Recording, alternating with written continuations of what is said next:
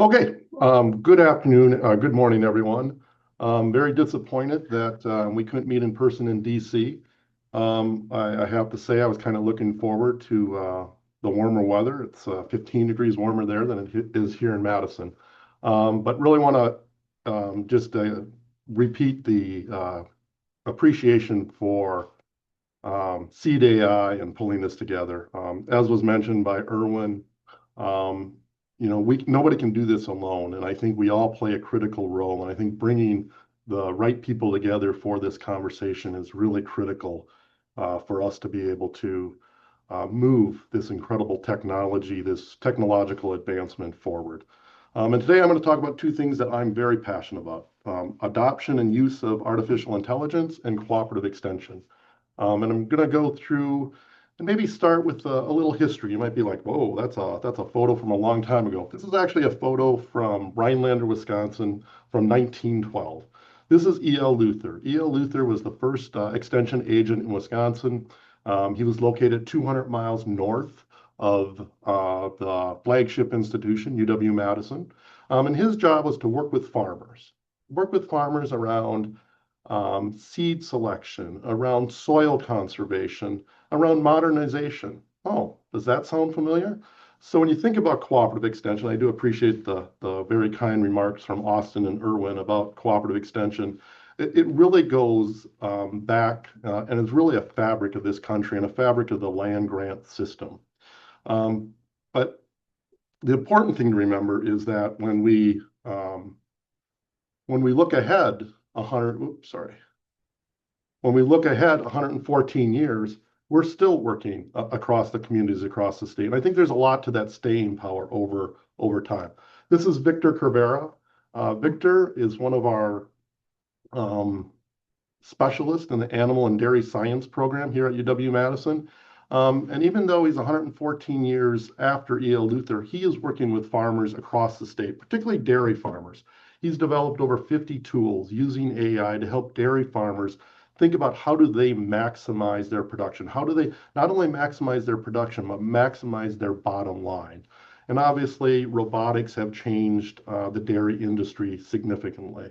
I think back when I was milking cows 50 years ago, using these two hands, that is not the way the dairy industry. I might have gone into the dairy industry if I didn't have to deal with milking cows on days like today, which was utterly miserable.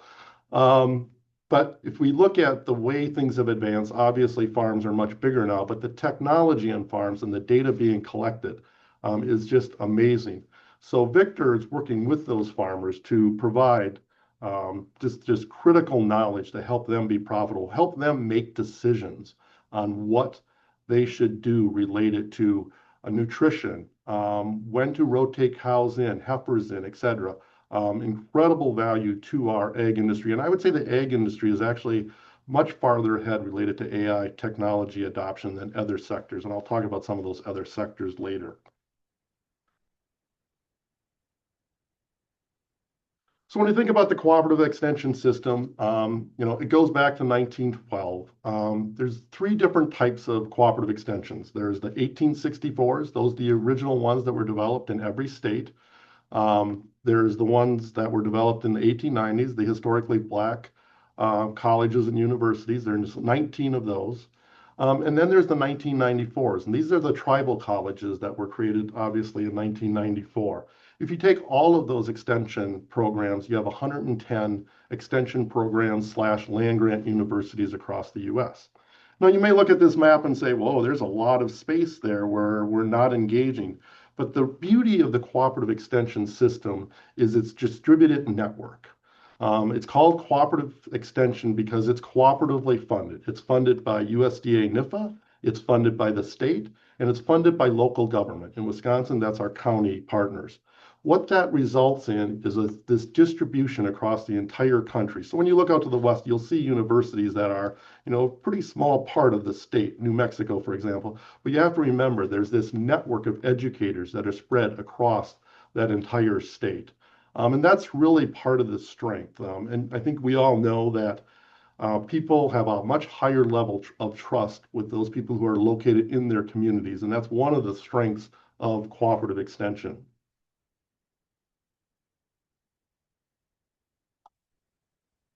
So when we look back at technology and how things have changed, we can look back at the 30s and 40s. There was a major change across, particularly across rural America, related to electrification. Um, Rural districts, rural counties, very skeptical of what electrification would look like. Cooperative extension played the key role in working within those communities, the communities that they live in, to take to take electrification, and basically there's no part of America today, for the most part, that's not electrified where we have residents. That didn't just happen by happenstance. A current day equivalent, I would say, is broadband. Extension works across the country, particularly with federal grants, state grants, on how do you work with communities, with service providers to get broadband across all parts of America. And AI, I would say, is maybe I would argue, is even more revolutionary. And I think how we engage with those rural communities, those urban communities, is going to be critical to our success. And again, this isn't something cooperative extension is going to do alone, but I do think cooperative extension is a tool in that network. So when you think about that network of educators, you're talking about over 30,000 educators across the United States. Those educators are employees of our land grant institutions. Obviously, land grant institutions are where a lot of that research is taking place. We also have to remember that cooperative extension includes a lot of different programming. We started out as ag in the early 1900s, but now we work on health, we work on community work, natural resources, 4-H, which goes back 80 years or so. The largest youth organization in the US. We have 6 million youth that are part of 4-H, so tied to the land grant institution. This has been part of the president's executive order. I think there's a great opportunity of how we think about the next generation when it comes to AI readiness and using AI to be ready for the future workforce, because the future workforce is going to change. I don't think we're not going to need workers in the future, but I do think the training and expectations is going to be much different. And a lot of that is really going to need to be focused around our youth. A little bit about my own institution. University of Wisconsin-Madison is the Herd rankings just came out.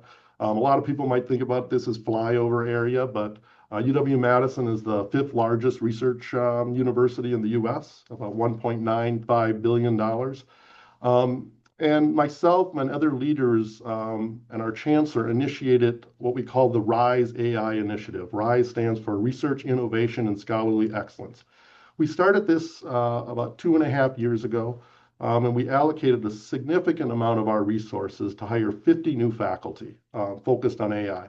And these aren't all faculty in computer science. These are faculty distributed across all the schools and colleges here at UW-Madison. So really thinking about an interdisciplinary approach. There's also $15 million in grant funding to support AI initiatives across campus. We have a brand new building that we opened up last fall, the Morgridge Center. Had a couple, John and Tasha Morgridge donated a significant amount of money to get this building built in record time. And that building is going to host our new college, the first college we've had in 40 years, the College of Computing and Artificial Intelligence. So part of my role as a dean here is to work with my other deans, and obviously artificial intelligence is something that our campus is committed to. And I think this benefits all of us. You know, this is a scholarly hub for leading research on AI for the common good. As a land grant institution, we're thinking about what do we do to benefit the state and beyond the borders of the state. And that's true for the land grant system in general.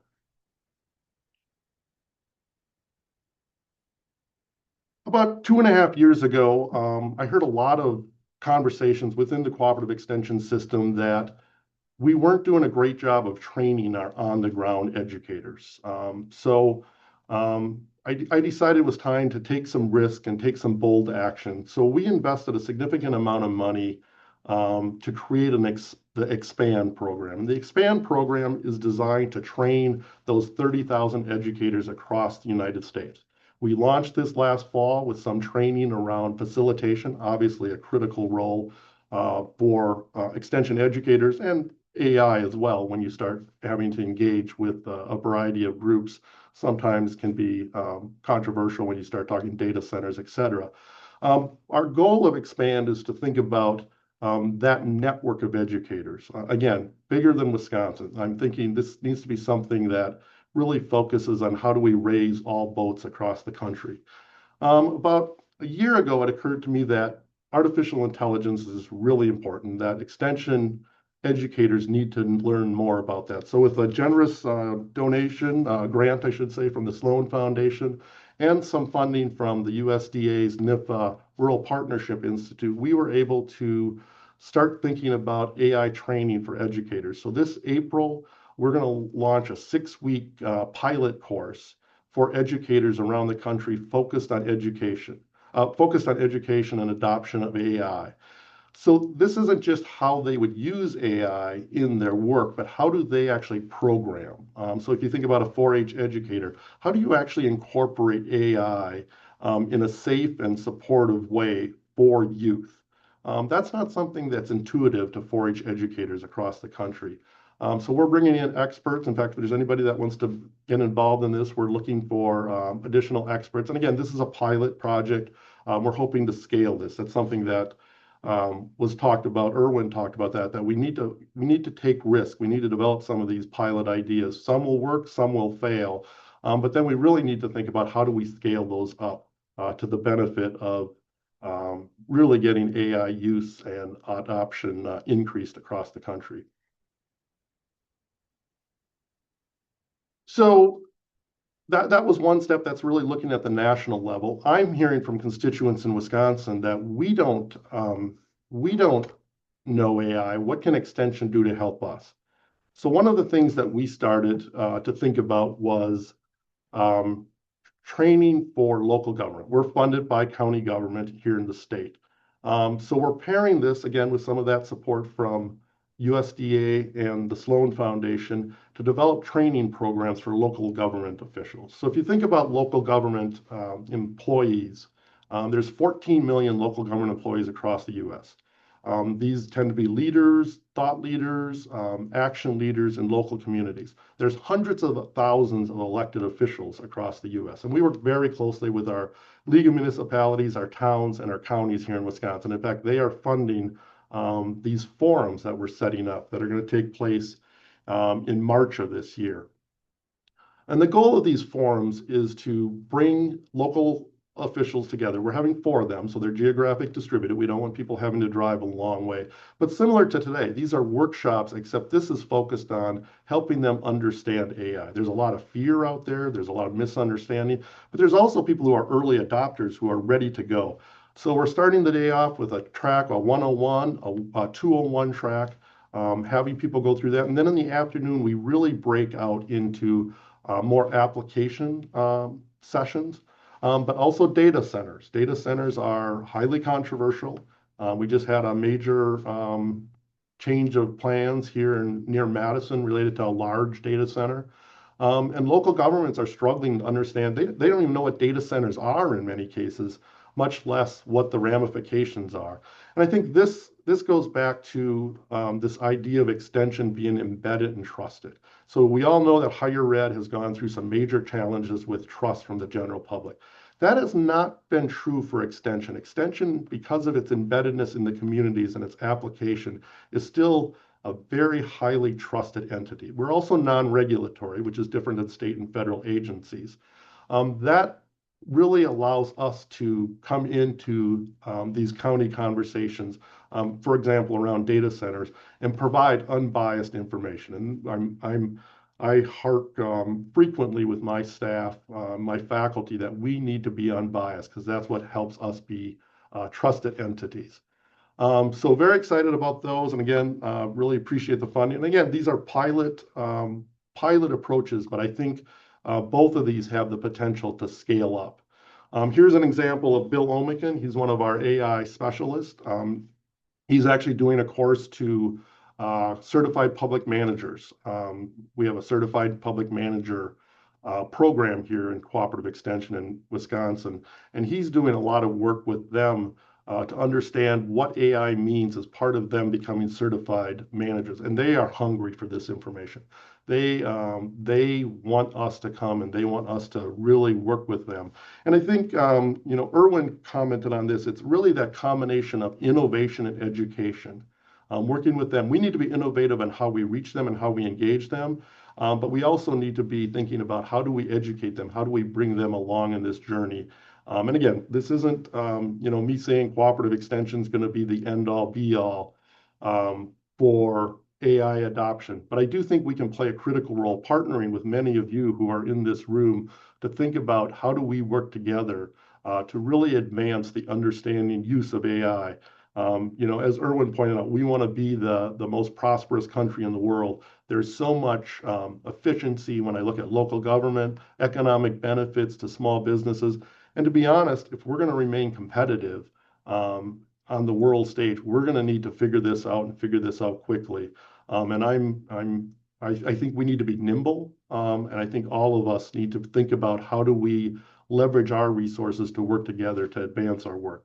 So with that, I just want to thank everyone. I really wish I could be there in person. I would love to network. Hopefully, we'll find more opportunities to do that. But don't hesitate to reach out to me if you have any questions or want to discuss partnering opportunities. And I'll keep this group informed on how these forums go and more information about the Expand training program. So with that, thank you very much.